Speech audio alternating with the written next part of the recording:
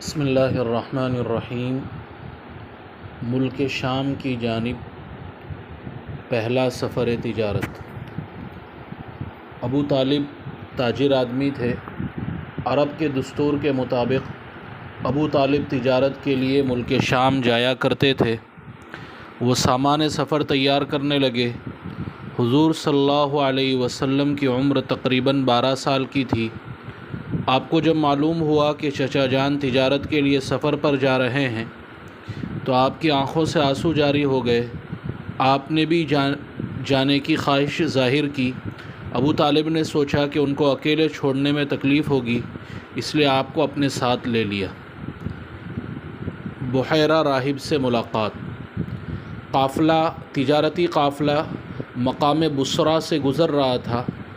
وہاں پر ایک راہب رہتا تھا جس کا نام بحیرہ یا بحیرہ تھا۔ بعض لوگوں نے سرجس اور بعض لوگوں نے جرجیس بھی لکھا ہے۔ یہ عبادت گزار شخص تھا جو اپنی خلوت گاہ سے باہر ہی نہیں نکلتا تھا۔ اس کو کسی نے لوگوں سے ملتے ہوئے نہیں دیکھا، ہمیشہ عبادت میں لگا رہتا تھا۔ جب قافلے نے بحیرہ راہب کے گرجے سے باہر پڑاؤ ڈالا تو خلاف توقع، امید کے بالکل برخلاف، راہب اپنے عبادت خانے سے اتر کر باہر آیا اور سب کو غور سے دیکھتا رہا۔ جب اس کی نظر آپ صلی اللہ علیہ وسلم پر پڑی تو آپ پر نظر جما لی اور اس نے آپ کے اوصاف کی بنیاد پر آپ کو پہچان لیا اور آپ کا ہاتھ پکڑ کر کہنے لگا، یہ تمام عالم کے سردار ہیں، یہ رب العالمین کے رسول بننے والے ہیں اور اللہ تعالیٰ ان کو رحمت للعالمین بنائے گا۔ لوگوں نے پوچھا، تمہیں کیسے معلوم؟ بولا، جب تم لوگ گھاٹی کی اس طرف آئے تو کوئی درخت یا پتھر ایسا نہیں تھا جو سجدے کے لیے جھک نہ گیا ہو، اور یہ چیزیں نبی کے علاوہ کسی کو سجدہ نہیں کرتی۔ پھر میں انہیں مہر نبوت سے پہچانتا ہوں۔ پھر اس نے سب قافلہ والوں کی دعوت کی۔ بعد میں اس نے پوچھا کہ ان کا کفیل اور ذمہ دار کون ہے؟ لوگوں نے بتلایا کہ ابو طالب ہے۔ اس راہب نے کہا کہ میں آپ کو مشورہ دیتا ہوں کہ ان کو یہاں سے آگے مت لے جائیے، رومی لوگ، یہودی لوگ ان کو دیکھ کر علامات سے پہچان کر قتل کر دیں گے۔ چنانچہ ابو طالب نے آپ صلی اللہ علیہ وسلم کو کسی کے ساتھ وہیں سے مکہ واپس کر دیا۔ یہ آپ کا پہلا سفر تجارت تھا جو آپ کا اپنے چچا ابو طالب کے ساتھ ہوا۔ بحیرہ راہب کے گرجا کے مقام کی تحقیق۔ بحیرہ راہب کا گرجا کس مقام پر تھا، اس بارے میں دو رائے ہیں یا دو تحقیق۔ پہلی تحقیق یہ ہے کہ مقام بصرہ میں سینٹ سرجس کی خانقاہ تھی، جس میں ایک بڑا گرجا بھی تھا، جس کی دیواریں اور محراب ابھی تک باقی ہیں۔ اس جگہ یہ بحیرہ راہب کی اقامت گاہ تھی۔ بصرہ شہر میں ایک جامع مسجد مبرق الناقہ کے نام سے ہے۔ کہا جاتا ہے کہ آپ صلی اللہ علیہ وسلم نے بصرہ شہر کی طرف سفر کرتے ہوئے اس جگہ پر اپنی اونٹنی بٹھائی تھی۔ مبرق الناقہ کے معنی آتے ہیں اونٹنی کے بیٹھنے کی جگہ۔ بعد میں یہاں مسجد بنا دی گئی، اس لیے اس کا نام مسجد مبرق الناقہ ہو گیا۔ بحیرہ راہب کے گرجا گھر کے بارے میں ایک تحقیق تو یہ ہے۔ دوسری تحقیق کا خلاصہ یہ ہے کہ یہ خانقاہ کا محل وقوع اردن کے ایک ریگستانی علاقے میں ہے۔ عمان سے شمال مشرق کی طرف سینکڑوں مربع کلومیٹر میں پھیلے ہوئے صحرا کے درمیان ایک تنے تنہا درخت ہے جو ابھی بھی زندہ، توانا، سرسبز و شاداب ہے۔ دور دور تک نہ کسی درخت کا نام و نشان ہے اور نہ وہاں تک پہنچنے کا کوئی راستہ نظر آتا ہے۔ اس درخت سے کچھ فاصلے پر ایک عمارت کے کھنڈر بھی نظر آتے ہیں، جس کے بارے میں امکان ہے کہ یہ شاید بحیرہ راہب کی خانقاہ ہوگی۔ آس پاس رہنے والے بدو دیہاتیوں نے وہ بتلاتے ہیں کہ ہمارے خاندانوں میں یہ بات تواتر کے ساتھ منقول ہوتی چلی آ رہی، یعنی لگاتار سب لوگ نقل کرتے چلے آ رہے ہیں، اور یہ بات مشہور ہے کہ اس درخت کے نیچے حضور صلی اللہ علیہ وسلم نے قیام فرمایا تھا۔ اب اردن یعنی جارڈن کی حکومت نے اس جگہ حفاظت کے لیے ارد گرد احاطہ بنا دیا ہے۔ یہ ایک پستے کا درخت ہے، اس پر اب بھی پستہ آتا ہے۔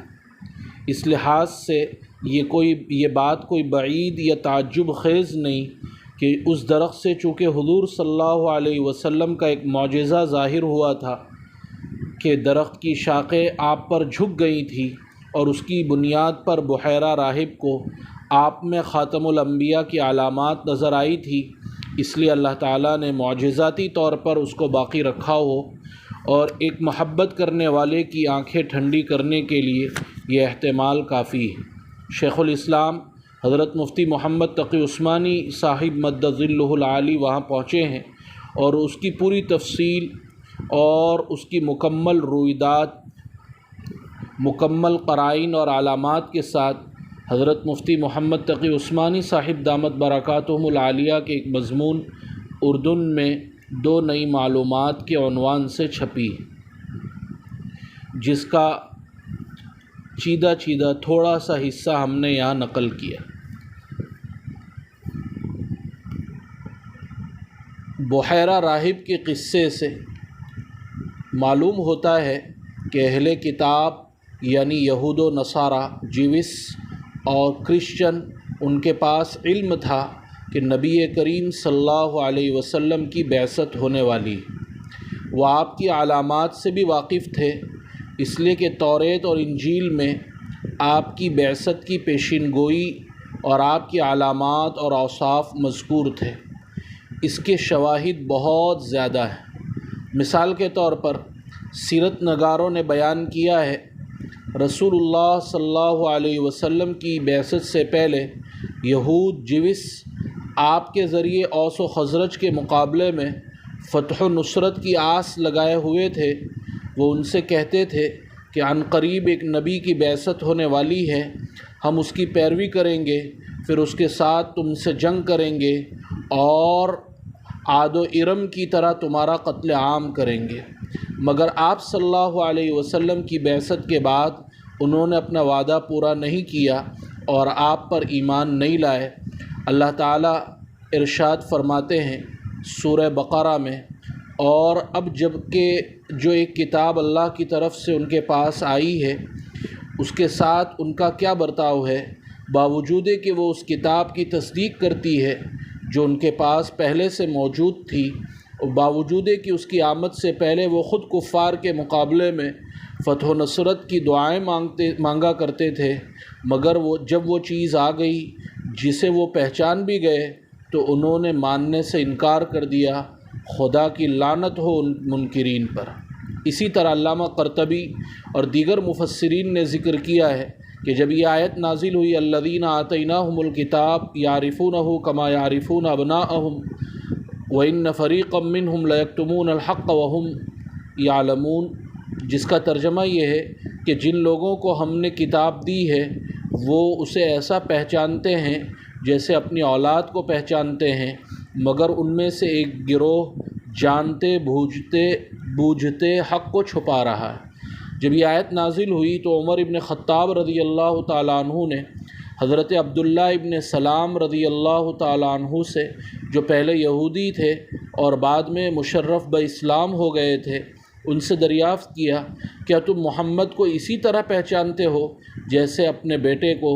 انہوں نے جواب دیا ہاں، بلکہ اس سے بھی زیادہ اچھی طرح۔ اللہ تعالیٰ نے آسمان میں اپنے امین کو زمین میں اپنے امین کے پاس بھیجا اور اس کی صفات بتلائی، اس طرح میں نے اسے پہچان لیا۔ رہا میرا بیٹا تو مجھے نہیں معلوم کہ اس کی ماں نے کیا کیا۔ اسی طرح حضرت سلمان فارسی رضی اللہ تعالیٰ عنہ کے اسلام قبول کرنے کا سبب یہ تھا کہ وہ انجیل، راہبوں اور علماء اہل کتاب سے نبی صلی اللہ علیہ وسلم کی خبریں اور علامتیں معلوم کرتے رہتے تھے۔ الفضل ما شہدت بہ العداء، حقیقی فضل و کمال وہ ہے جس کی دشمن بھی گواہی دے۔ البتہ بہت سے اہل کتاب اس علم کا انکار کرتے ہیں، اور جو موجودہ انجیل ہیں ان میں سے بہت سی انجیلوں میں نبی صلی اللہ علیہ وسلم کا کوئی تذکرہ نہیں، تو کوئی اشکال کی بات نہیں، اس لیے کہ ان کتابوں میں پے در پہ تبدیلی اور تحریف ہوئی ہے۔ خود قرآن مجید میں اس تحریف کا ذکر موجود ہے۔ اللہ تعالی ہمیں نبی کریم صلی اللہ علیہ وسلم کی سیرت سے سبق حاصل کرنے کی توفیق عطا فرمائے۔ یا رب صلی وسلم دائما ابدا علی حبیبک خیر الخلق کلہم۔ سبحان اللہ وبحمدہ، سبحانک اللہم وبحمدک، نشہد ان لا الہ الا انت، نستغفرک ونتوب